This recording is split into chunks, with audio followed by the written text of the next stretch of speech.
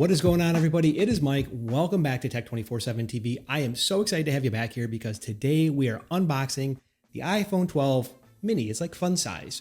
Now, this is a 5.4-inch phone that gives you all the features of its larger brother, the 6.1-inch iPhone 12 that just came out, except for in a smaller package, basically the same display resolution. It actually has all the same features, and it's $699. So it does take the price point from last year's iPhone 11 and giving you all the same features in a much smaller package. This to me is a great phone if you're someone who already carries two phones. Maybe you have an iPhone 12 Pro Max or an iPhone 11 Pro Max and you want something smaller, maybe for on the weekends, or you want to go ahead and give your small child a phone, or maybe you just like small phones for whatever reason. This is the phone for you. Now let's get started with the unboxing. So this is the black 64 gig coming in at $699, and for $50 more, you can get the 128 gig. For me, I'm not going to use this phone for more than, I would say, occasional use, and having 64 gigs is really, I think, sufficient. Now, if you plan on using this phone for any amount of time, you think you're going to go ahead and keep it, I would suggest getting the 128 for the $50 more. I wonder if they give you a mini-sized Apple sticker. That'd be fun, wouldn't it?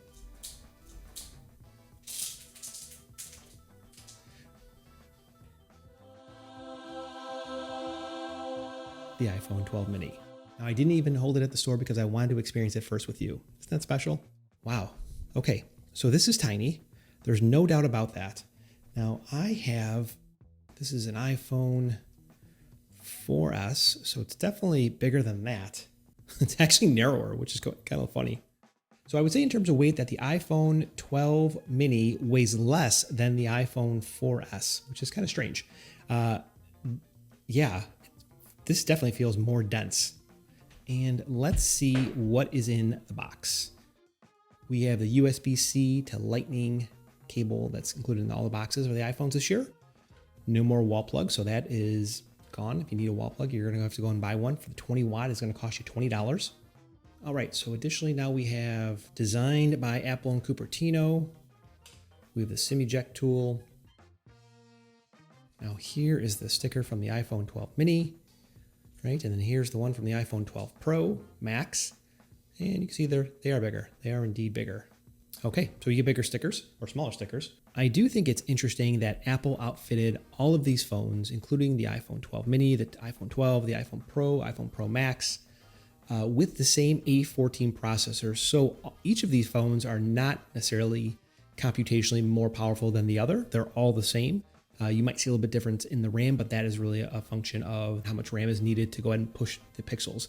Now, they all do have the same Super Retina display. It is going to be 2340 by 1080 at 476 pixels per inch. So the pixels PPI is going to be a little bit denser on this phone, but the display obviously is a little bit smaller when you think about the ratio.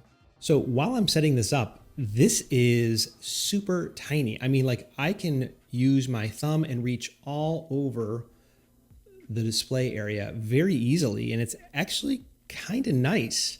I'll be honest with you, this would be a really great kind of weekend phone. This is what you take with you while you are out and about. You don't necessarily want to go ahead and take out the big phone, but this would not necessarily be great for surfing the internet, right? Because you're getting a much smaller usable display where you can go ahead and it's just gonna be smaller. It's like looking at a smaller television. If you were doing some type of creative work, if you had to go ahead and type something out, I mean, I think the keyboard is a little bit small.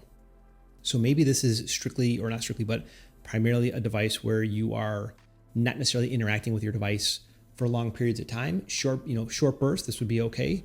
Long bursts might be challenging depending on how big your hands are. I don't necessarily have those big of hands, but it is, I think, quite an interesting device. Now, this phone is really going to be, I think, the perfect size phone as a primary device for a lot of people. One, it affords you all the same features and functionality as its much larger brothers. It costs less, which is important to some people for sure. It does have the A14. It does have the same dual cameras as the larger iPhone 12 and as the iPhone 12 Pro and Pro Max.